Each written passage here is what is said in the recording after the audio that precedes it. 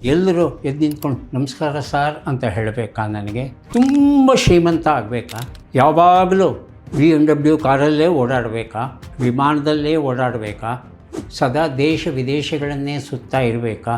ಅವರು 60, 70, 80 ವರ್ಷ ಅದು ಚಟುವಟಿಕೆಯಿಂದ ಹೇಗೆ ಓಡಾಡ್ಕೊಂಡಿರ್ತಾರೆ. ಕೆಂಪು ಬಣ್ಣ ಒಂದು ಹುಡುಗಿ ಆದರೆ, ನೀಲಿ ಬಣ್ಣ ಒಂದು ಹುಡುಗ ಆದರೆ ಕುಣಿಯಕ್ಕೆ ಶುರುವಾಗುತ್ತೆ ನಿಮ್ಮ ಮುಂದೆ. ಸತ್ಯವಾದ 30 ಇಯರ್ಸ್ ಆಗೋಯ್ತು, 40 ಇಯರ್ಸ್ ಆಗೋಯ್ತು, ಕೆಲಸ ಮಾಡ್ಕೊಂಡೇ ಇದ್ದೀವಿ, ಶಾರ್ಟ್ ಅಂತ ಹೇಗೆ ಹೇಳ್ತೀರಿ? ವಯಸ್ಸು ಅನ್ನೋದು ಕೇವಲ ಒಂದು ಸಂಖ್ಯೆ ಅನ್ನೋದು ಅರ್ಧ ನಿಜ ಅರ್ಧ ಸುಳ್ಳು. ನಾನು ಬೆಂಗಳೂರಂತ ಕಾಂಕ್ರೀಟ್ ಕಾಡಲ್ಲಿ ಉಳ್ಕೊಂಡು ಎಲ್ಲವನ್ನೂ ಕಳ್ಕೊತಾ ಇದ್ದೇನಲ್ಲ ಅಂತ ಹೇಳಿ ಆ ಕ್ಷಣದಲ್ಲಿ ದುಃಖವಾಗಿ ಕಣ್ಣೀರು ಬರೆದಿದ್ದರೆ ಕೇಳಿ. ಮಸಾಲೆ ದೋಸೆ ಜಾಮೂನು ಚೆನ್ನಾಗಿದೆ, ಆದರೆ ಮಸಾಲೆ ದೋಸೆ ತಿನ್ನು, ಜಾಮೂನು ಬೇಡ. ನಾನು ಯಾರು, ಎಲ್ಲಿಂದ ಬಂದೆ, ಯಾಕೆ ಬಂದೆ, ಈ ಬದುಕಿನ ಉದ್ದೇಶವೇನು ಅನ್ನೋದರ ಬಗ್ಗೆ ಒಂದಷ್ಟು ಚಿಂತನ ಮಂಥನ ನಡೆಸಬೇಕಾ? ಆಸ್ಪತ್ರೆಯಲ್ಲಿ 220 ಆ ಕೊಳವೆಗಳನ್ನು ಹಾಕ್ಕೊಂಡು ಆ ಯಂತ್ರಗಳಿಗೆ ಜೋಡಿಸ್ಕೊಂಡು ನರಳಿ ಸಾಯೋದಿದೆಯಲ್ಲ, ಬೇರೆಯವ್ರನ್ನ ಸಾಯಿಸೋದಿದೆಯಲ್ಲ. ಹಾಗಾಗಿ ರಾತ್ರಿ ಮಲಗಿದ್ದೇನೆ, ಬೆಳಗ್ಗೆ ನನ್ನನ್ನು ಕರ್ಕೊಂಡು ಹೋಗಷ್ಟೇ ಸಾಕು. ನೀವು ಎಲ್ಲಿದ್ದೀರಿ, ಯಾರ ಜೊತೆ ಇದ್ದೀರಿ, ಏನು ನಡೀತಾ ಇದೆ, ಯಾವುದೂ ನಿಮ್ಮ ಗಮನಕ್ಕೆ ಬರಲ್ಲ, ಮರ್ತು ಬಿಡ್ತೀರ ನೀವು. ಇವತ್ತು ಏನಾಗ್ತಾ ಇದೆ ದುರಂತ ಅಂತ ಹೇಳ್ತಂದರೆ, ಅಪ್ಪ ಅಮ್ಮ ಅಥವಾ ಅಜ್ಜ ಮೊಮ್ಮಗನನ್ನು ಕರ್ಕೊಂಬಂದು ಆಸ್ಪತ್ರೆಗೆ ಸೇರಿಸಿ, ಡಾಕ್ಟ್ರೇ ನೋಡಿ ನನ್ನ ಮೊಮ್ಮಗ ಎದೆ ನೋವು ಅಂತ ಹೇಳ್ತಿದ್ದಾನೆ, ನೋಡಿ ಡಾಕ್ಟ್ರೇ ಈ ಸ್ಥಿತಿ ಬಂದಿದೆ. ಮಗು, ನಾನು ಅರ್ಧ ಗಂಟೆ ವಾರ್ತೆಗಳನ್ನು ನೋಡ್ತೇನೆ, ಅಮ್ಮ 1 ಗಂಟೆ ಕಾಲ ಧಾರಾವಾಹಿ, 2 ಧಾರಾವಾಹಿ ನೋಡ್ತಾಳೆ. ನೀನು ನಿನಗಿಷ್ಟ ಬಂದ ಕಾರ್ಯಕ್ರಮ 1 ಗಂಟೆ ನೋಡು. ಈ 2.5 ಗಂಟೆಗಳಾದ ಮೇಲೆ ಟಿ ವಿ ಆಫ್. ನನಗೆ ಒಳ್ಳೆ ಭೀಮಸೇನ್ ಜೋಶಿಯವರ ಒಳ್ಳೆಯ ಒಂದು ರಾಗವನ್ನು ಕೇಳ್ತು ಅಂತ ಹೇಳ್ತಾರೆ, ಕರೆಗೆ ಹೋಗ್ತೇನೆ ನಾನು.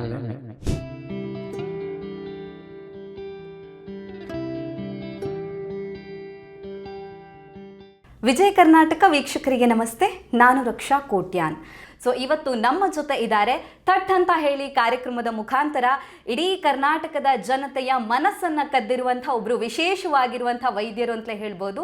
ಡಾಕ್ಟರ್ ನಾ ಸೋಮೇಶ್ವರ್ ಸರ್ ಅವರು ನಮ್ಮ ಜೊತೆ ಇದ್ದಾರೆ. ಸರ್, ಕಾರ್ಯಕ್ರಮಕ್ಕೆ ಹೃತ್ಪೂರ್ವಕವಾಗಿರುವಂಥ ಸ್ವಾಗತವನ್ನು ಬಯಸ್ತಾ ಇದ್ದೀನಿ. ತುಂಬ ಧನ್ಯವಾದಗಳು ರಕ್ಷಾ ಅವರೇ. ಧನ್ಯವಾದಗಳು ಸರ್. ಈ ವಯಸ್ಸಲ್ಲೂ ಕೂಡ ನೀವು ಇಷ್ಟೊಂದು ಚೈತನ್ಯವಾಗಿದ್ದೀರಾ, ಹುಮ್ಮಸ್ಸಿನಿಂದ ಇದ್ದೀರಾ ಅಂದಾಗ, ಸೊ ನಿಮ್ಮ ಡೈಲಿ ರೂಟೀನ್ ಹೇಗಿರುತ್ತೆ, ನಿಮ್ಮ ದಿನಚರಿ ಹೇಗಿರುತ್ತೆ? ಎಲ್ಲರೂ ಎದ್ದು ನಿಂತ್ಕೊಂಡು ನಮಸ್ಕಾರ ಸಾರ್ ಅಂತ ಹೇಳಬೇಕಾ? ನನಗೆ ತುಂಬ ಶ್ರೀಮಂತ ಆಗಬೇಕಾ? ಯಾವಾಗಲೂ BMW ಕಾರಲ್ಲೇ ಓಡಾಡಬೇಕಾ? ವಿಮಾನದಲ್ಲೇ ಓಡಾಡಬೇಕಾ? ಸದಾ ದೇಶ ವಿದೇಶಗಳನ್ನೇ ಸುತ್ತಾ ಇರಬೇಕಾ? ಏನು ನನ್ನ ಬದುಕಿನ ಗುರಿ? ಏನೂ ಬೇಡಪ್ಪ, ಒಂದು ಹಳ್ಳಿ ಮನೆಯಲ್ಲಿ ಆರಾಮಾಗಿ ಒಂದಷ್ಟು ಕೃಷಿ ಮಾಡಿಕೊಂಡು ಆ ಪ್ರಕೃತಿಯ ಜೊತೆ, ಆ ದನಕರುಗಳ ಜೊತೆ, ಹಕ್ಕಿಗಳ ಜೊತೆ ಓಡಾಡ್ತಾ, ಒಳ್ಳೆಯ ಕಾವ್ಯವನ್ನು ಓದ್ತಾ, ಕಾದಂಬರಿಗಳನ್ನು ಓದ್ತಾ, ಸುಶ್ರಾವ್ಯವಾದ ಸಂಗೀತವನ್ನು ಆಲಿಸ್ತಾ, ಯಾವುದೋ ಒಂದು ಘಟ್ಟದಲ್ಲಿ ನಾನು ಯಾರು, ಎಲ್ಲಿಂದ ಬಂದೆ, ಯಾಕೆ ಬಂದೆ, ಈ ಬದುಕಿನ ಉದ್ದೇಶವೇನು ಅನ್ನೋದರ ಬಗ್ಗೆ ಒಂದಷ್ಟು ಚಿಂತನ ಮಂಥನ ನಡೆಸಬೇಕಾ? ಏನು ನಿಮ್ಮ ಬದುಕಿನ ಉದ್ದೇಶ? ಅದು ನಿಖರವಾಗಿ ನಿಮಗೆ ಗೊತ್ತಾದ ದಿನ ಒತ್ತಡ ನಿಮ್ಮ ಹತ್ರಕ್ಕೆ ಬರೋಲ್ಲ. ಅದು ಗೊತ್ತಾಗದೇ ಇದ್ದಾಗಲೇ ಗಾಳಿ ಬೀಸಿದ ಕಡೆಯೆಲ್ಲ ನೀವು ಹೊಡ್ಕೊಂಡು ಹೋಗ್ತಾ ಇದ್ದರೆ ಆಗ ಒತ್ತಡ ಆರಂಭವಾಗುತ್ತೆ. ಒತ್ತಡ ಒಂದು ಸಲ ಆರಂಭವಾಯಿತಂದರೆ ಇತರ ಕಾಯಿಲೆಗಳು ನೀವು ಕರೀದೇ ಇದ್ದರೂ ಬರುತ್ತೆ. ಒತ್ತಡದ ಜೊತೆಗೆ ಬರೋದು ಅಸಿಡಿಟಿ ಮೊದಲು. ಒತ್ತಡ ಹೆಚ್ಚಾಯಿತು ಅಂತ ಸಿಗರೇಟ್ ಸೇದಿದ್ರೆ ರಕ್ತದ ಏರೊತ್ತಡ. ಜಂಕ್ ಆಹಾರ ತಿನ್ನೋಕ್ಕೆ ಶುರು ಮಾಡ್ತು ಅಂದರೆ ಕೊಲೆಸ್ಟ್ರಾಲ್ ಹೆಚ್ಚುತ್ತೆ, ಶುಗರ್ ಹೆಚ್ಚುತ್ತೆ, ಹಠಾತ್ತನೇ ಹೃದಯಾಘಾತ. 25, 27, 30 ವರ್ಷದ ಟೆಕಿಗಳು ಇವತ್ತು ಹೃದಯಾಘಾತ ಆಗಿ ಸಾಯ್ತಾ ಇದ್ದಾರೆ. ನಮ್ಮ ಕಾಲದಲ್ಲಿ ಮಕ್ಕಳು ತಂದೆ ತಾಯಿಯರನ್ನು ಕರ್ಕೊಂಡು ಆಸ್ಪತ್ರೆಗೆ ಬರ್ತಾಯಿದ್ರು. ನಮ್ಮಪ್ಪನಿಗೇನೋ ಎದೆ ನೋವಂತೆ, ನೋಡಿ ಡಾಕ್ಟ್ರೇ ಅಂತ ಹೇಳೋರು. ಇವತ್ತು ಏನಾಗ್ತಾ ಇದೆ ದುರಂತ ಅಂತ ಹೇಳ್ತಂದರೆ, ಅಪ್ಪ ಅಮ್ಮ ಅಥವಾ ಅಜ್ಜ ಮೊಮ್ಮಗನನ್ನು ಕರ್ಕೊಂಬಂದು ಆಸ್ಪತ್ರೆಗೆ ಸೇರಿಸಿ, ಡಾಕ್ಟ್ರೇ ನೋಡಿ ನನ್ನ ಮೊಮ್ಮಗ ಎದೆ ನೋವು ಅಂತ ಹೇಳ್ತಿದ್ದಾನೆ, ನೋಡಿ ಡಾಕ್ಟ್ರೇ ಈ ಸ್ಥಿತಿ ಬಂದಿದೆ. ಇದಕ್ಕೆ ನಾವು ಕಾರಣ ಅಲ್ಲದೆ ಬೇರೆಯವರ ಕಾರಣ ಅಲ್ಲವೇ ಅಲ್ಲ. ಹಾಗಾಗಿ ಗುರಿ ಯಾರಿಗೆ ಇದೆ ಅವರೇ ನಿಜವಾಗಲೂ ಪುಣ್ಯವಂತರು. ಡಾಕ್ಟರ್, ಈಗ ಈ ಥರ ನೀವು ಮಾತಾಡಿದಾಗ ನನಗೆ ಒಂದು ಪ್ರಶ್ನೆ ಬಂತು. ತುಂಬ ಜನ ಯೂತ್ಸಲ್ಲಿ ಒಂದು ಮೈಂಡ್ಸೆಟ್ ಹೇಗಿದೆ ಅಂದರೆ, life is short, make it sweet ಅಂತ. ಅಂದರೆ ನಮ್ಮ ಜೀವನ ತುಂಬ ಸಣ್ಣದಾಗಿದೆ, ಒಂದು ರೀತಿ ನೀರಿನ ಗುಳ್ಳೆ. ಸೊ ಯಾವಾಗ ಹೋಗ್ತೀವೋ ಗೊತ್ತಿಲ್ಲ. ಸೊ ಈಗ ಇರಬೇಕಾದ್ರೆ ಈ ಜೀವನನ ಅನುಭವಿಸ್ಬೇಕು, ಎಂಜಾಯ್ ಮಾಡಬೇಕು ಅನ್ನೋ ಥರದ್ದು ಒಂದು ಮೈಂಡ್ಸೆಟ್ ಇರುತ್ತೆ. ಸೊ ಅಂತಹ ಯೂತ್ಸಿಗೆ ನೀವು ಏನು ಹೇಳಕ್ಕೆ ಇಷ್ಟಪಡ್ತೀರಾ? ಸೊ ಇವತ್ತು ಖುಷಿಪಟ್ಟು ಇವತ್ತು ಮಜಾ ಮಾಡಬೇಕು, ನಾಳೆ ಇರ್ತೀವೋ ಇಲ್ವೋ ಗೊತ್ತಿಲ್ಲ. ಸೊ ಈ ಒಂದು ಮೈಂಡ್ಸೆಟ್ಟಲ್ಲಿ ಈಗಿನ ಸಿಟಿ ಲೈಫಲ್ಲಿ ನಾವು ನೋಡೋದಾದರೆ, ವೀಕ್ ಡೇಸಲ್ಲಿ ಕೆಲಸ, ವೀಕೆಂಡಲ್ಲಿ ಪಾರ್ಟಿ, ಅಂದರೆ ಅದನ್ನು ನಾವು ತಪ್ಪು ಅಂತ ಹೇಳೋದಕ್ಕಾಗೋದಿಲ್ಲ, ಅವರವರ ವೈಯಕ್ತಿಕ ಜೀವನ. ಆದರೆ ಆ ಆಲೋಚನೆಗಳು ಅದೇ ದಿಕ್ಕಿನಲ್ಲಿ ಸಾಗ್ತಾ ಇದೆ ಅಲ್ವಾ ಅಂತ. Life is short, make it sweet. Short ಅಂದರೆ ಏನು? ಚಿಕ್ಕದ? ಹೌದು ಸರ್. 30 ಇಯರ್ಸ್ ಆಗೋಯ್ತು, 40 ಇಯರ್ಸ್ ಆಗೋಯ್ತು, ಕೆಲಸ ಮಾಡ್ಕೊಂಡೇ ಇದ್ದೀವಿ, ಶಾರ್ಟ್ ಅಂತ ಹೇಗೆ ಹೇಳ್ತೀರಿ? ಶಾರ್ಟ್ ಅನ್ನೋದು ತಪ್ಪು ಶಬ್ದ ಅಂತ ನನಗನ್ಸುತ್ತೆ. ಅನ್ಸರ್ಟಿನಿಟಿ, ಅನಿಶ್ಚಿತತೆ. ಹೋಗ್ತಾ ಇರ್ತೀವಿ, ದಿಕ್ಕಿದ್ದಾಗೆ ರಸ್ತೆಯಲ್ಲಿ ಅಪಘಾತ ಆಗ್ಬೋದು, ತೀರಿ ಹೋಗ್ಬೋದು. ಹಾಗೆ ಅನ್ಸರ್ಟಿನಿಟಿ ಅಂದರೆ ಒಪ್ಕೋತೇನೆ, ಶಾರ್ಟ್ ಅನ್ನೋದನ್ನು ಒಪ್ಪೋಲ್ಲ. ಯಾಕಂದರೆ ಮನುಷ್ಯ ಪಕ್ಷಪಾತ ತೋರ್ಬೋದು, ಪ್ರಕೃತಿ ಪಕ್ಷಪಾತ ತೋರೋಲ್ಲ. ಎಲ್ಲರಿಗೂ ಸರಿಸಮಾನವಾದ ಆಯಸ್ಸನ್ನೇ ಕೊಡುತ್ತದೆ, ಸರಿಸುಮಾರು ಒಂದೇ ಆಯಸ್ಸನ್ನೇ ಕೊಡುತ್ತೆ. ಅದನ್ನು ಉಳಿಸ್ಕೊಳ್ಳೋದು, ಬೆಳೆಸ್ಕೊಳ್ಳೋದು ಅಥವಾ ಅಳಿಸ್ಕೊಳ್ಳೋದು ನಮ್ಮ ಕೈಯಲ್ಲಿರುತ್ತೆ. ಎರಡನೇದು, ಮೇಕ್ ಇಟ್ ಸ್ವೀಟ್ ಅಂದರೆ, ನಿಮ್ಮ ದೃಷ್ಟಿಯಲ್ಲಿ ಸ್ವೀಟ್ ಅಂದರೆ ಏನು? ಅದರ ಮೇಲೆ ಹೋಗುತ್ತೆ ಬದುಕಿನ ಅರ್ಥ. ನೀವು ಯಾವುದ್ರಲ್ಲಿ ಖುಷಿ ಕಾಣ್ತೀರಾ ಅದರಲ್ಲಿ ಅನ್ನೋ ಥರನೇ ಸರ್? ಯಾವುದ್ರಲ್ಲಿ ಖುಷಿ ಕಾಣ್ತೀರಿ? ನನಗೆ ಒಳ್ಳೆ ಭೀಮಸೇನ್ ಜೋಶಿಯವರ ಒಳ್ಳೆಯ ಒಂದು ರಾಗವನ್ನು ಕೇಳ್ತು ಅಂತ ಹೇಳ್ತಂದರೆ ಕರೆಗೆ ಹೋಗ್ತೇನೆ ನಾನು ಅಲ್ಲೇ. ಬಹುಶಃ ನೀವು 1 ಲಕ್ಷ ರೂಪಾಯಿ ಲಾಟ್ರಿ ಬಂದು ತಗೊಂಡು ಅಂದ್ರೂ ನಂಗೆ ಅಷ್ಟು ಖುಷಿ ಬರೋಲ್ಲ ಆ ಕ್ಷಣದಲ್ಲಿ. ಆ ಕ್ಷಣದಲ್ಲಿ ಅವರ ಗಾಯನವನ್ನು ಕೇಳ್ತಾ ಕೇಳ್ತಾ ಕೇಳ್ತಾ ಮರೆತು ಹೋಗ್ತೇನೆ ನಾನು. ಈ ಅಲೌಕಿಕ ಅನುಭವವನ್ನು ಮತ್ತೊಂದು ಕೊಡಲಿಕ್ಕೆ ಸಾಧ್ಯ ಇಲ್ಲ, ಹಣ ಖಂಡಿತ ಕೊಡಲ್ಲ. ಆಗುಂಬೆಯ ಸೂರ್ಯಾಸ್ತವನ್ನು ನೀವು ನೋಡ್ತಾ ಕೂತ್ಕೊಂಡ್ರೆ ಕ್ಷಣ ಕ್ಷಣಕ್ಕೂ ತನ್ನ ಆಕೃತಿಯನ್ನು ಬದಲಾಯಿಸ್ತಾ ಮುಳುಗ್ತಾ ಇರತಕ್ಕಂಥ ಆ ಸೂರ್ಯನನ್ನು, ರವಿಯನ್ನು, ಬಣ್ಣಗಳನ್ನು ನೋಡ್ತಾ ಇತ್ತು ಅಂತ ಹೇಳ್ತಂದರೆ, ನೀವು ಎಲ್ಲಿದ್ದೀರಿ, ಯಾರ ಜೊತೆ ಇದ್ದೀರಿ, ಏನು ನಡೀತಾ ಇದೆ, ಯಾವುದೂ ನಿಮ್ಮ ಗಮನಕ್ಕೆ ಬರಲ್ಲ, ಮರ್ತು ಬಿಡ್ತೀರ ನೀವು. ಆಹಾ, ಏನು ಈ ಪ್ರಕೃತಿಯ ಲೀಲೆ! ಆ ರೀತಿಯ ಒಂದು ಅನುಭವವನ್ನು ಕೃತಕವಾಗಿ ನೀವು ಕೊಡಲಿಕ್ಕೆ ಸಾಧ್ಯವಾ? ಖಂಡಿತ ಇಲ್ಲ. ಹಾಗಾಗಿ ನೀವು ಹೇಳಿದ್ರಲ್ಲ ಮೇಕ್ ಇಟ್ ಸ್ವೀಟ್ ಅಂತ, ಆ ಸ್ವೀಟ್ ಅಂದರೆ ಏನು? ಅದು ಪ್ರಶ್ನೆ. ಆ ಸ್ವೀಟನ್ನು ನಾವು ಕಂಡುಕೊಳ್ಬೇಕು ಅಂತ ನೀವು ಕಂಡ್ಕೋಬೇಕು ಅದನ್ನು. ಒಂದು ಕೋಗಿಲೆ ಪಂಚಮ ಇಂಚರದಲ್ಲಿ ಹಾಡ್ತಾ ಇತ್ತು ಅಂದರೆ ನಾವು ತೇಲಿ ಹೋಗ್ತೇವಾ? ಎಷ್ಟು ಸೊಗಸಾಗಿದೆ! ಬೇರೆ ಯಾವುದು ಕೊಡುತ್ತೆ ನಿಮಗೆ ಆ ರೀತಿಯ ಅನುಭವನ? ಡ್ರಗ್ಸ್ ಕೊಡುತ್ತೆ, ಸ್ಮೋಕಿಂಗ್ ಕೊಡುತ್ತೆ, ಮತ್ತು ಆಲ್ಕೋಹಾಲ್ ಕೊಡುತ್ತೆ, ಎಲ್ಲವೂ ಒಪ್ಕೋತೇನೆ, ಅವೆಲ್ಲವೂ ಕೊಡುತ್ತೆ. ಆ ಕ್ಷಣಕ್ಕೆ ಸರಿಯಾಗಿ ನಿಮ್ಮನ್ನು ಮತ್ತೆಗೆ ತೊಗೊಂಡು ಹೋಗಿ ಇಲ್ಲದೇ ಇರೋದನ್ನು ಇದೆ ಅಂತ ತೋರಿಸಿ, ಸಂಗೀತದ ಸಪ್ತ ಸ್ವರಗಳು ಎದ್ದು ಬಂದು ನಿಮ್ಮ ಮುಂದೆ ನೃತ್ಯ ಆಡುವ ಹಾಗೆ ಬಣ್ಣಗಳೆಲ್ಲ ಆಕೃತಿಯನ್ನು ತಳೆಯುತ್ತೆ. ಕೆಂಪು ಬಣ್ಣ ಒಂದು ಹುಡುಗಿಯಾದರೆ, ನೀಲಿ ಬಣ್ಣ ಒಂದು ಹುಡುಗ ಆದರೆ ಕುಣಿಯಕ್ಕೆ ಶುರುವಾಗುತ್ತೆ ನಿಮ್ಮ ಮುಂದೆ. ಸತ್ಯವಾದ ಬಣ್ಣ ಎಲ್ಲಾದರೂ ವ್ಯಕ್ತಿಯ ರೂಪವನ್ನು ತಳೆಯೋಕ್ಕೆ ಸಾಧ್ಯವ? ಸಾಧ್ಯ ಇಲ್ಲ.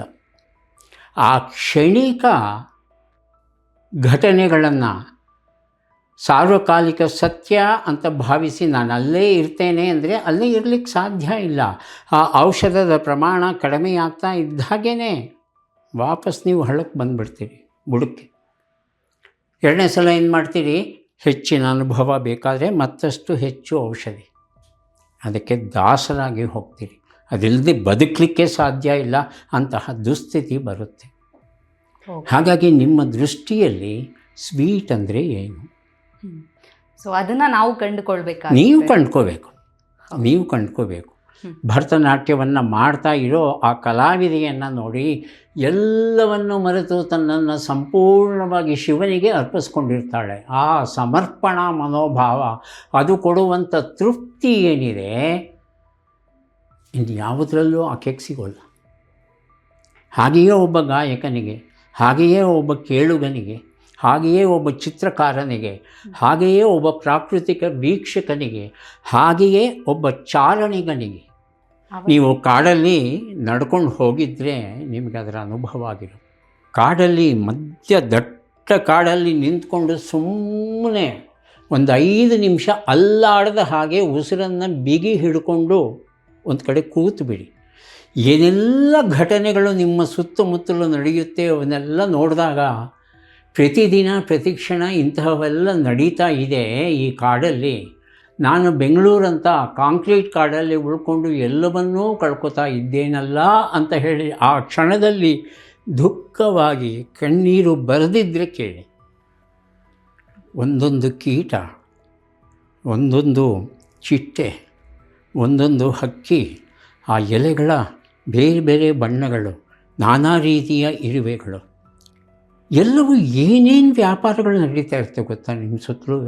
ಅವನ್ನೆಲ್ಲ ನೋಡ್ತಾ ಇದ್ದರೆ ಅದು ನಿಜವಾದ ಅನುಭವವನ್ನು ಕೊಡುವಂಥದ್ದು. ಕಾಡಿಗೆ ಹೋಗೋಕ್ಕೆ ನಾವು ಸಿದ್ಧ ಇಲ್ಲ, ಏನು ಮಾಡೋಣ, ಇರೋ ಕಾಡನ್ನು ಕಡಿತಾ ಬಂದಿದ್ದೇವೆ.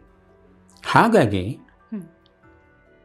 ಸ್ವೀಟ್, ಮೇಕ್ ಇಟ್ ಸ್ವೀಟ್ ಅಂದ್ರಲ್ಲ, ಆ ಸ್ವೀಟ್ ಅನ್ನೋದನ್ನು ಏನು ಅಂತ ನೀವು ತಿಳ್ಕೊಂಡು ಆದಮೇಲೆ ಆ ಸ್ವೀಟನ್ನು ಪಡೆಯೋದ್ರಿಂದ ನಿಮ್ಮ ಆರೋಗ್ಯಕ್ಕೆ ಒಳ್ಳೆಯದ ಕೆಟ್ಟದ್ದ ನೀವು ಆಲೋಚನೆ ಮಾಡಿ, ನಿಮ್ಮ ವೈದ್ಯರ ಜೊತೆ ಮಾಡಿ, ಹೆತ್ತವರ ಜೊತೆ, ಸಂಗಾತಿಯ ಜೊತೆ ಮಾತುಕತೆ ಆಡಿಬಿಟ್ಟು ಆನಂತರ ತೀರ್ಮಾನ ತಗೊಳ್ಳಿ.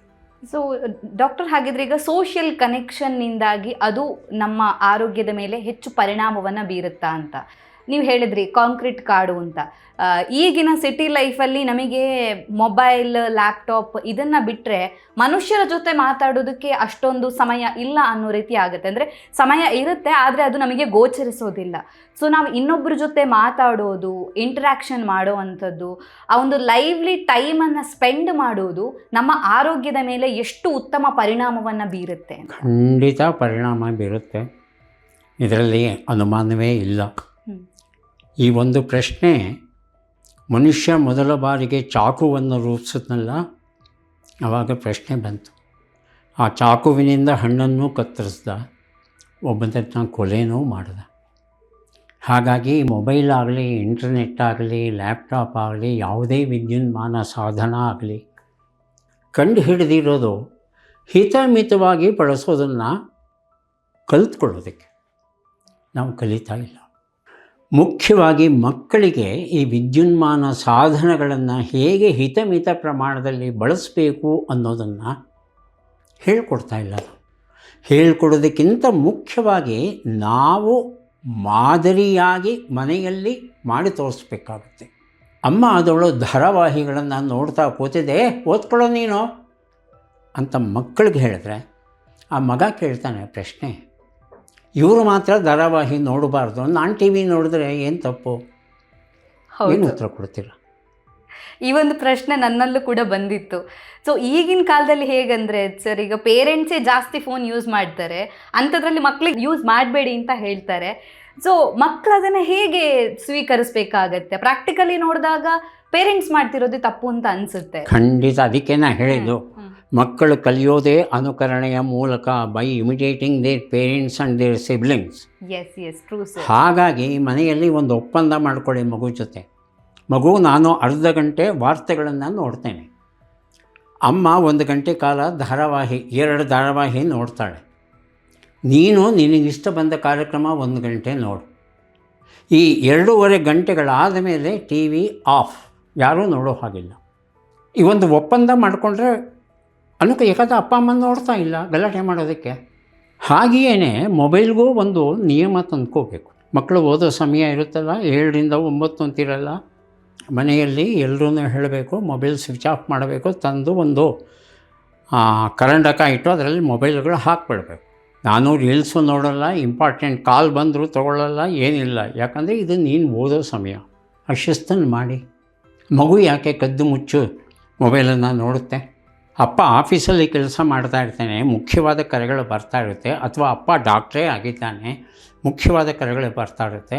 ಆದರೂ ಅವನು ಹೇಳ್ತಾನೆ, ನಿನ್ನ ಓದು ನಮಗೆ ಮುಖ್ಯ. ಆ ಸಂದರ್ಭದಲ್ಲಿ ಯಾವುದೇ ರೀತಿಯಾದ ಅನಾಕರ್ಷಣೆಗಳು ನಿಮ್ಮ ಕಡೆ ಇರಬಾರ್ದು, ಎಳೀಬಾರ್ದು ನಿಮ್ಮನ್ನು.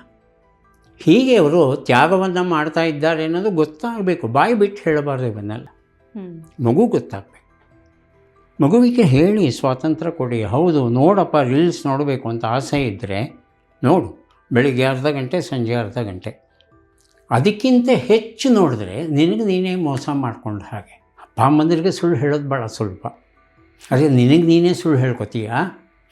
ಹಾಗಾಗಿ ಆ ಒಂದು ಜವಾಬ್ದಾರಿಯನ್ನು, ನೈತಿಕ ಜವಾಬ್ದಾರಿಯನ್ನು ಮಕ್ಕಳಿಗೆ ಕೊಡಬೇಕಾಗುತ್ತೆ. ಕೊಟ್ಟರೆ ಮಕ್ಕಳು ಜವಾಬ್ದಾರಿಯನ್ನು ದುರುಪಯೋಗ ಪಡಿಸ್ಕೊಳ್ಳಲ್ಲ. ಬಹಳಷ್ಟು ಮಕ್ಕಳು ದುರುಪಯೋಗ ಪಡಿಸ್ಕೊಳ್ಳಲ್ಲ. ಹಾಗಾಗಿ ನಿಮ್ಮ ಮಕ್ಕಳ ಮೇಲೆ ನಂಬಿಕೆ ಇಟ್ಟು ಅವರನ್ನು ವಿಶ್ವಾಸಕ್ಕೆ ತಗೊಳ್ಳಿ. ಇದು ಬಹಳ ಮುಖ್ಯವಾದದ್ದು. ಓಕೆ ಸರ್, ಕೊನೆಯದಾಗಿ ಹೇಳಬೇಕು ಅಂತ ಹೇಳಿದ್ರೆ, ಸೊ ನಾವು ವಯಸ್ಸಿನ ವಿಚಾರದ ಬಗ್ಗೆ ಇವತ್ತು ಡಿಸ್ಕಸ್ ಮಾಡಿದ್ವಿ. ಬಹಳ ಉತ್ತಮವಾಗಿರುವಂಥ ಮಾಹಿತಿಯನ್ನು ಕೊಟ್ಟಿದ್ದೀರಾ. ಲಾಸ್ಟ್ಲಿ ಒಂದು ಕ್ವೆಶನ್ ಏನು ಅಂತ ಹೇಳಿದ್ರೆ, age is just A number. ನಮಗೆ ವಯಸ್ಸು ಅನ್ನುವಂಥದ್ದು ಕೇವಲ ಒಂದು ಸಂಖ್ಯೆ ಅಷ್ಟೇ ಅಂತ ಹೇಳ್ತಾರೆ. ಇದನ್ನು ನೀವು ಹೇಗೆ ಡಿಫೈನ್ ಮಾಡ್ತೀರಾ ಸರ್? ವಯಸ್ಸು ಅನ್ನೋದು ಕೇವಲ ಒಂದು ಸಂಖ್ಯೆ ಅನ್ನೋದು ಅರ್ಧ ನಿಜ ಅರ್ಧ ಸುಳ್ಳು. 25 ವರ್ಷದ ಒಬ್ಬ ಹುಡುಗ ಹೇಗೆ ನಡ್ಕೋಬೇಕು ಅಂತ ನಾವು ನಿರೀಕ್ಷೆ ಮಾಡಿರ್ತೇವೆ, ಹಾಗೆ ನಡ್ಕೋತಾನ.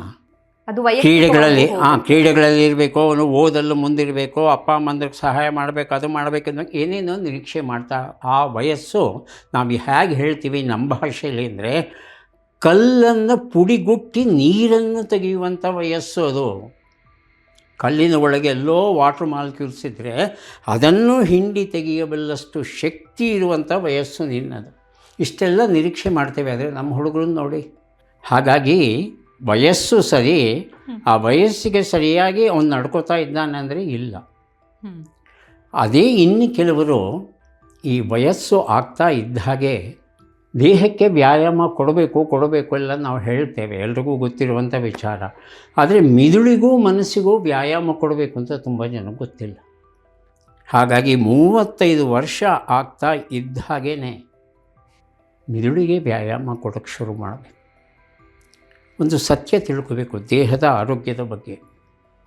30 ವರ್ಷಗಳವರೆಗೆ ದೇಹದ ಎಲ್ಲ ಜೈವಿಕ ಕ್ರಿಯೆಗಳ ವೇಗ ಏನಿರುತ್ತೆ ಹೀಗೆ ಏರು ಮಟ್ಟದಲ್ಲಿ ಸಾಗ್ತಾ ಇರುತ್ತೆ.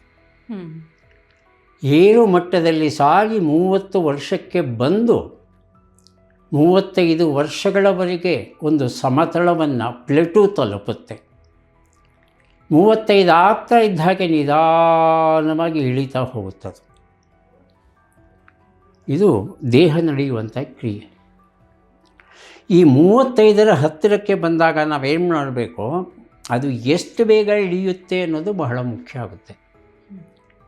ಇಳಿದೇ ಇರೋ ಹಾಗೆ ತಡೆಗಟ್ಟೋಕ್ಕಾಗಲ್ಲ, ಆದರೆ ಇಳಿಯುವ ವೇಗವನ್ನು ಕಡಿಮೆ ಮಾಡ್ಬೋದು.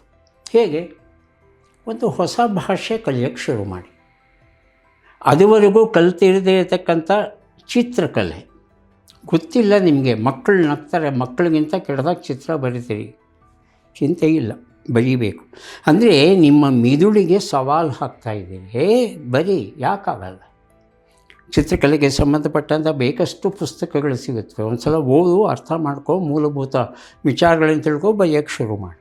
ಇಲ್ಲ ಮೃದಂಗಂ ಕಲಿತೇನೆ, ಅತ್ಯುತ್ತಮವಾದದ್ದು. ಮಿದುಳನ್ನು ಸದಾ ಕಾಲಕ್ಕೂ ಚುರುಕಾಗಿ ಇಡುವಂಥ ಒಂದು ಚಟುವಟಿಕೆ ಅಂದರೆ ಮೃದಂಗಂ. ಕಲೀರಿ. ನಿಮ್ಮ ಮಗು 2 ತಿಂಗಳಲ್ಲಿ ಕಲಿತ್ರೆ ನೀವು 2 ವರ್ಷ ತಗೊಳ್ಳಿ, ತಪ್ಪೇನಿಲ್ಲ. ಅದಕ್ಕೆ ಕಲಿಬೇಕು. ಈ 2 ಕೈ ಬೆರಳುಗಳಿಂದ ನಿಮ್ಮ ಮಿದುಳಿಗೆ ನಿರಂತರವಾಗಿ ಸಂಜ್ಞೆಗಳು ಹೋಗ್ತಾ ಇರಬೇಕು. ಹೋಗ್ತಾ ಇತ್ತು ಅಂದರೆ ಆ ಮಿದುಳಲ್ಲಿರ್ತಕ್ಕಂಥ ನರಕೋಶಗಳು ಜಡವಾಗೋದಕ್ಕೆ ಬಿಡೋದಿಲ್ಲ. ಅವುಗಳ ಅವನತಿಯ ವೇಗ ಏನಿದೆ ಅದು ಕಡಿಮೆ ಆಗುತ್ತೆ. ಆಗ ಏಜ್ ಈಸ್ ಎ ನಂಬರ್. 60-70 ವರ್ಷ ಆಗೋಯ್ತಪ್ಪ, 60ಕ್ಕೆ ಅರಳು ಮರಳು ಆಗೋಯ್ತು ಅಂದರೆ ನಮ್ಮ ಬೇಂದ್ರವರು ಹೇಳ್ತಾರೆ, 60ಕ್ಕೆ ಮರಳಿ ಅರಳು. ಓಕೆ, 60ಕ್ಕೆ ಅರಳು ಮರಳು ಆಗಬೇಕಾಗಿಲ್ಲ, ಹೊಸದಾಗಿ ಬದುಕನ್ನು ಆರಂಭಿಸಬಹುದು ನೀನು, ಮರಳಿ ಅರಳು ಅಂತ ಏನು ಹೇಳ್ತಾರೆ ಅದು ವೈಜ್ಞಾನಿಕವಾಗಿ 100ಕ್ಕೆ 100ರಷ್ಟು ಸತ್ಯವಾದದ್ದು. ಮರಳಿ ಅರಳಬಹುದು. ಮರಳಿ ಅರಳಬೇಕಾದ್ರೆ ಒಂದು ಹೊಸ ಕಾವ್ಯವನ್ನು ಓದೋಕ್ಕೆ ಶುರು ಮಾಡಿ, ಸಂಸ್ಕೃತ ಭಾಷೆಯನ್ನು ಕಲೀರಿ, ಹೊಸದಾಗಿ ಗಣಿತವನ್ನು ಕಲೀರಿ, ಅಥವಾ ಅರ್ಥಶಾಸ್ತ್ರ, ಹಣಕಾಸಿನ ವ್ಯವಹಾರ, ನಮಗೇನೂ ಗೊತ್ತಿಲ್ಲ ಸತ್ಯ ಹೇಳಬೇಕು ಅಂದರೆ ಅವುಗಳ ಬಗ್ಗೆ ಕಲಿಯೋಕ್ಕೆ ಶುರು ಮಾಡಿ. ಇಲ್ಲ ಒಂದು ಸಮಾಜ ಸೇವೆಯಲ್ಲಿ ತೊಡಕೊಳ್ಳಿ. ಇಲ್ಲ ದೇವರು, ಧರ್ಮ, ಭಜನೆ, ಪುರಾಣ ಅದರ ಬಗ್ಗೆ ಆಸಕ್ತಿ ಬೆಳೆಸ್ಕೊಳ್ಳಿ. ಒಟ್ಟಲ್ಲಿ ಕಾಡು ಹರಟೆ ಮಾಡದೆ, ಸುಮ್ಮನೆ ಸಮಯವನ್ನು ವ್ಯರ್ಥ ಮಾಡದೆ, ಬೀಡಿ ಸೇತ ಕೂತ್ಕೊಳ್ಳದೆ, ಒಂದು ಇತ್ಯಾತ್ಮಕ ಕೆಲಸ, ಪಾಸಿಟಿವ್ ಆ್ಯಕ್ಟಿವಿಟಿ, ಅದನ್ನು ನೀವು ಬೆಳೆಸ್ಕೊಂಬಂತು ಅಂದರೆ ಏಜ್ ಈಸ್ ಎ ನಂಬರ್ ಅಂತ ಏನು ಹೇಳ್ತೀರಿ, ಅದು ಸುಳ್ಳಾಗುತ್ತೆ. ಅವರು 60, 70, 80 ವರ್ಷ ಅದು ಚಟುವಟಿಕೆಯಿಂದ ಹೇಗೆ ಓಡಾಡ್ಕೊಂಡಿರ್ತಾರೆ. ಶಿವಕುಮಾರ ಸ್ವಾಮಿಗಳು ನಾವೆಲ್ಲ ಕಣ್ಣಾರೆ ಕಂಡವರು, 100 ವರ್ಷ ಆದರೂ ಬೆಳಗ್ಗೆ ಎದ್ದು ಹೇಗೆ ಓಡಾಡ್ತಾ ಇದ್ರು ಅವರು. ಇಡೀ ಬೆಟ್ಟದ ಮೇಲೆ ಓಡಾಡೋರು. ಪ್ರತಿಯೊಂದು ವಾರ್ಡ್ಗೆ ಹೋಗಿ ಪ್ರತಿಯೊಬ್ಬ ವಿದ್ಯಾರ್ಥಿಯನ್ನು ಮಾತಾಡಿಸ್ಕೊಂಡು ಅವನ ಆರೋಗ್ಯ ಕೇಳಿಕೊಂಡು ಹೇಗೆ ಬರೋರು, ಹೇಗೆ ಸಾಧ್ಯವಾಯಿತು ಅವರಿಗೆ? ಅದು ಅವ್ರ ಲೆಕ್ಕದಲ್ಲಿ ಏಜ್ ಈಸ್ ಎ ನಂಬರ್ ಅಂತೀವಿ. 102 ಅಂದರೆ ನಾವು ಬದುಕಿರಲೇಬಾರ್ದು. ಹೇಗೆ ಸಾಧ್ಯವಾಯ್ತು ಅವ್ರಿಗೆ? ಹಾಗಾಗಿ ಪ್ರತಿಯೊಂದೂ ನಮ್ಮ ಮನಸ್ಸಲ್ಲಿದೆ. ಅಮೃತ ಬಿಂದು ಉಪನಿಷತ್ ಅಂತ ಒಂದು ನಮ್ಮಲ್ಲಿದೆ. ಅದರಲ್ಲಿ ಒಂದು ಮಾತನ್ನು ಹೇಳ್ತಾರೆ, ಮನ ಏವ ಮನುಷ್ಯಾಣಾಂ ಕಾರಣಂ ಬಂಧ ಮೋಕ್ಷಯೋ. ಈ ಮನಸ್ಸು ಅನ್ನೋದು ಎಷ್ಟು ಶಕ್ತಿಶಾಲಿಯಾದದ್ದು ಅಂದರೆ ನಿನ್ನನ್ನು ಸದಾ ಕಾಲಕ್ಕೂ ಬಂಧನದಲ್ಲಿ ಉಳಿಸುತ್ತೆ, ಅಥವಾ ಬೇಕು ಅಂದರೆ ಮೋಕ್ಷವನ್ನೂ ಕೊಡುತ್ತೆ. ಎರಡೂ ಶಕ್ತಿ ಉಂಟು. ಹಾಗಾಗಿ ಇರುವಷ್ಟು ದಿನ ನಾನು ಆರೋಗ್ಯಕರವಾಗಿ ಮತ್ತೊಬ್ಬರಿಗೆ ತೊಂದರೆ ಕೊಡದೆ ಬದುಕಬೇಕು ಅಂತ ನೀವು ಇಷ್ಟಪಟ್ಟರೆ ಖಂಡಿತ ಸಾಧ್ಯ ಇದೆ. ದೇವರನ್ನು ನಿದ್ದಾನೋ ಇಲ್ವೋ ಗೊತ್ತಿಲ್ಲ, ನಮಗೆ ಖಚಿತವಾಗಿ ಗೊತ್ತಿಲ್ಲ. ಆದರೂ ಸಹ ಒಂದು ಪ್ರಾರ್ಥನೆ ಸಲ್ಲಿಸೋದು ಉಂಟು. ಏನು ಪ್ರಾರ್ಥನೆ? ಅನಾಯಾಸೇನ ಮರಣಂ ವಿನಾ ದೈನ್ಯೇನ ಜೀವನಂ. ದೇವರೇ, ನೀನಿರೋದು ನಿಜವೇ ಆದಲ್ಲಿ ನನಗೆ ವಿನಾ ದೈನ್ಯೇನ ಜೀವನಂ ಅನಾಯಾಸೇನ ಮರಣ. ರಾತ್ರಿ ಮಲಗದ ಬೆಳಗ್ಗೆ ಇಲ್ಲಪ್ಪ ಅಂತಹ ಒಂದು ಸುಖ ಸಾವನ್ನು ಕೊಡು. ಮತ್ತು ಯಾವುದೇ ಕಾರಣಕ್ಕೂ ಮತ್ತೊಬ್ಬರ ಹತ್ತಿರ ಹೋಗಿ ದೇಹಿ ಅಂತ ಬೇಡುವ ಸ್ಥಿತಿಯನ್ನು ನನಗೆ ತರಬೇಡ. ನನಗಿನ್ನೇನೂ ಬೇಡ ಬದುಕಲ್ಲಿ, ಇವೆರಡೂ ಕೊಟ್ಟುಬಿಡು ಸಾಕು ಅಂತ ದೇವರಲ್ಲಿ ಪ್ರಾರ್ಥಿಸಬೇಕು ಅಂತ ನಮ್ಮ ಹಿರಿಯರು ಹೇಳಿದ್ದಾರೆ. ದುಡ್ಡು ಕೊಡು, ಮನೆ ಕೊಡು, ಕಾರ್ ಕೊಡು, ಅವೆಲ್ಲ ಕೇಳಬಾರ್ದು. ನಿದ್ರೆಯಲ್ಲಿ ಮಾಡ್ತಾಯಿದ್ದ, ಬೆಳಿಗ್ಗೆ ಇಲ್ಲ, ಹೋಗ್ಬಿಟ್ಟ. ಇದು ಸುಖ ಸಾವು. ಒಬ್ಬರಿಗೆ ಒಂದು ಕ್ಷಣ ತೊಂದರೆ ಕೊಟ್ಟಿಲ್ಲ. ತುಂಬ ಜನ ಬಯಸ್ತಾರೆ ಅದನ್ನು. ಹೌದು, ಬದುಕಿನ ಉದ್ದೇಶ ಏನು ಅಂತ ಕೇಳ್ತಂದರೆ ಸುಖ ಸಾವು. ಹಾಗೆಯೇ ಬದುಕಿರೋಷ್ಟು ದಿವಸ ಸ್ವತಂತ್ರವಾಗಿ ನಾವು ಬದುಕಬೇಕು. ಮತ್ತೊಬ್ಬರ ಹತ್ರ ಹೋಗಿ ದೇಹಿ ಅಂತ ಕೇಳಬಾರ್ದು. ಇದಿಷ್ಟೇ ಸಾಕು ಬದುಕು, ಸಾರ್ಥಕ ಜೀವನ ಅಂತ. ಹೌದು, ಸುಖ ಅಂದರೆ ಏನು ಅಂದರೆ ಇದು ಸುಖ. ಆಸ್ಪತ್ರೆಯಲ್ಲಿ 220 ಕೊಳವೆಗಳನ್ನು ಹಾಕ್ಕೊಂಡು ಆ ಯಂತ್ರಗಳಿಗೆ ಜೋಡಿಸ್ಕೊಂಡು ನರಳಿ ಸಾಯೋದಿದೆಯಲ್ಲ, ಬೇರೆಯವ್ರನ್ನ ಸಾಯಿಸೋದಿದೆಯಲ್ಲ. ರೋಗಿಗಿಂತ ಹೆಚ್ಚಾಗಿ ನೋವನ್ನು ಅನುಭವಿಸುವರು ಆತನ ಶುಶ್ರೂಷೆಯಲ್ಲಿ ಪಾಲ್ಗೊಂಡಂಥ ಗಂಡನೋ ಹೆಂಡತಿನೋ ಮಕ್ಕಳು ಯಾರೋ ಇರ್ತಾರಲ್ಲ, ಅವ್ರಿಗೆ ಎಷ್ಟು ಕಷ್ಟ ಆಗುತ್ತೆ ಮನೆ ಮುಂದೆ. ಹೌದು, ಅಂತಹ ಕಷ್ಟ ಅವ್ರಿಗೂ ಕೊಡಬೇಡ, ನನಗೂ ಕೊಡಬೇಡ. ಹಾಗಾಗಿ ರಾತ್ರಿ ಮಲಗಿದ್ದೇನೆ, ಬೆಳಗ್ಗೆ ನನ್ನನ್ನು ಕರ್ಕೊಂಡು ಹೋಗಿ ಅಷ್ಟೇ ಸಾಕು. ಇದು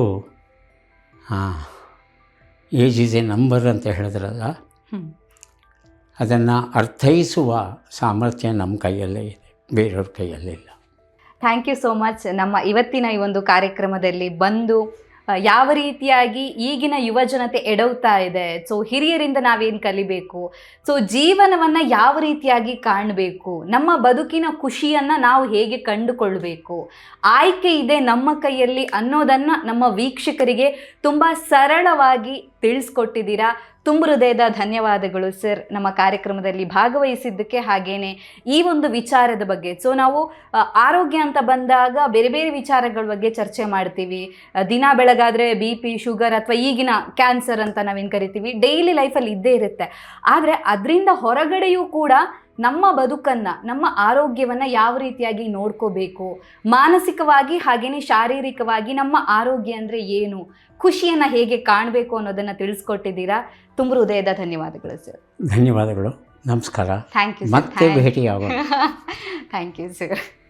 ನಮ್ಮ ಇವತ್ತಿನ ಕಾರ್ಯಕ್ರಮದಲ್ಲಿ ಯಾವ ರೀತಿಯಾಗಿ ನಮ್ಮ ವಯಸ್ಸನ್ನು ನಾವು ಕಡಿಮೆ ಮಾಡಿಕೊಳ್ಬಹುದು, so age is just a number ಅಂದರೆ ಏನು, ನಮ್ಮ ಖುಷಿಯನ್ನು ನಾವು ಹೇಗೆ ಕಾಣಬೇಕಾಗುತ್ತೆ, ನಮ್ಮ ಆರೋಗ್ಯವನ್ನು ನಾವು ಯಾವ ರೀತಿಯಾಗಿ ಕಾಪಾಡ್ಕೋಬೇಕು ಅನ್ನೋದ್ರ ಬಗ್ಗೆ ಡಾಕ್ಟರ್ ನಾ ಸೋಮೇಶ್ವರ ಸರ್ ಅವರು ಹೆಚ್ಚಿನ ಹಾಗೆಯೇ ವಿವರವಾಗಿರುವಂಥ ಮಾಹಿತಿಯನ್ನು ತಿಳಿಸ್ಕೊಟ್ಟಿದ್ದಾರೆ. ಆರೋಗ್ಯಕ್ಕೆ ಸಂಬಂಧಿಸಿದಂಥ ಹೆಚ್ಚಿನ ವಿಡಿಯೋಗಳನ್ನು ನಮ್ಮ ವಿಜಯ ಕರ್ನಾಟಕ ಹೆಲ್ತ್ ಪೇಜ್ನಲ್ಲಿ ನೀವು ನೋಡಬಹುದು.